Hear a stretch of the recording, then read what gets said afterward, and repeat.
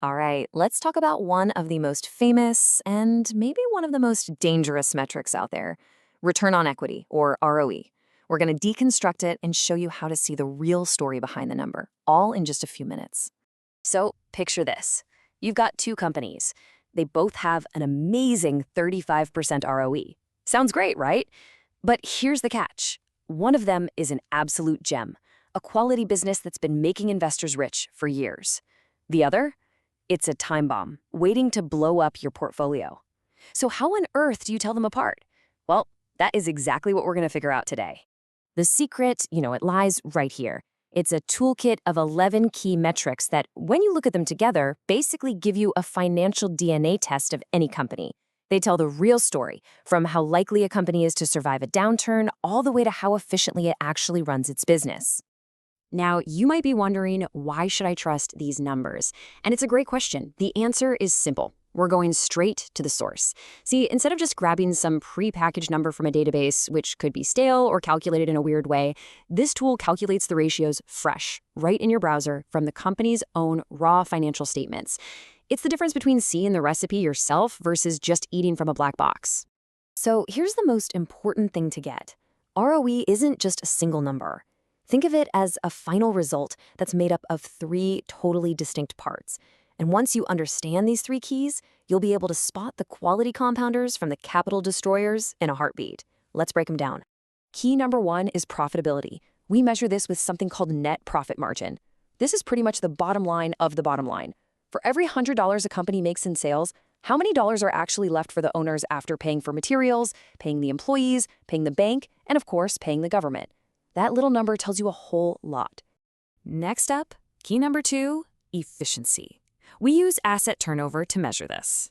This ratio tells you how hard the company is putting its assets to work. Its factories, its inventory, all its stuff.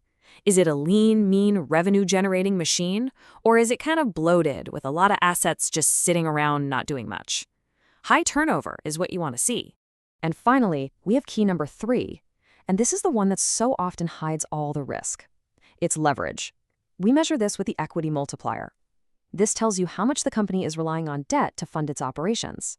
Now think of leverage as an amplifier. It can make good returns look absolutely fantastic, but, and this is a big but, it can also turn a tiny little problem into a complete disaster. Okay, now for the really cool part. Let's put these three keys together.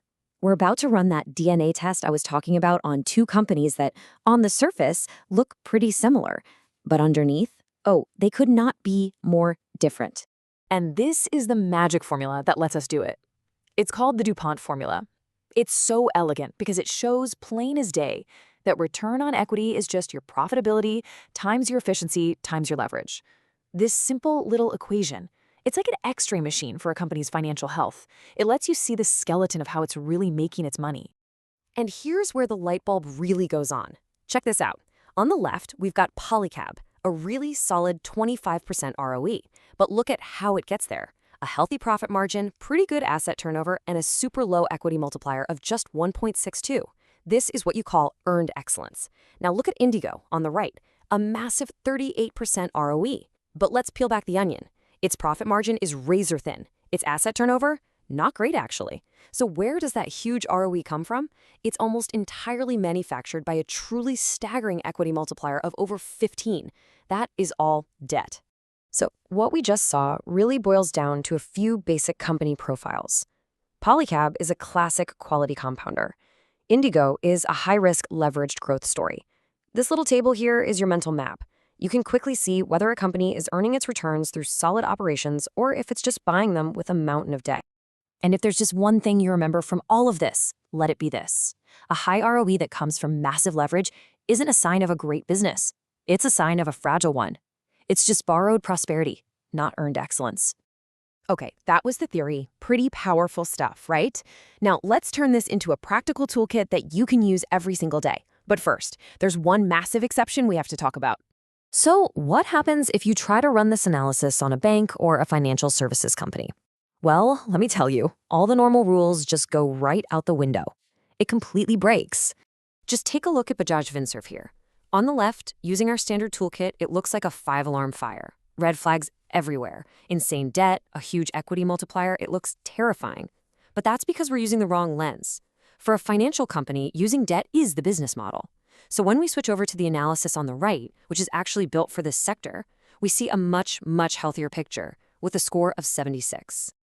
So the rule of thumb here is really simple. When you're looking at banks or financial firms, you have to ignore the standard debt and leverage metrics we've been talking about. They just don't apply. You've got to use a tool that's made for that specific sector. Context, as always, is king. So here it is, your new roadmap, a repeatable 6-step workflow you can use for any non-financial company. Step 1, start with survival. Can it even pay the interest on its debt? Step 2, check its leverage. Look at debt to equity and debt to assets together to get the full picture. Step 3, liquidity. Can it pay its short-term bills? Steps 4 and 5, then you dive into the operations. How profitable is it and how efficient is it? And finally, step 6 is the synthesis. You bring it all home with the DuPont Analysis to judge the real quality of that ROE. This is your path to a much smarter analysis. Whew, okay, we have covered a ton of ground here. But listen, the absolute best way to make all of this really stick is to just roll up your sleeves and do it yourself. So I've put together a perfect little homework assignment for you. Here are 5 companies that perfectly illustrate every single concept we just talked about. We've got our quality compounder, our leveraged growth story, an efficient operator, the banking exception we just covered, and even a distress case to really test your skills on that first step. So here's your call to action. I want you to pick one of those companies, just one, and run it through that 6-step workflow. Do the full DuPont analysis. What are the 3 numbers that drive its ROE? I want you to drop those numbers in the comments below. Let's see what you find and talk about it. And of course, if you want more explainers like this that really get to the heart of the matter, make sure you hit that subscribe button. Thanks for watching.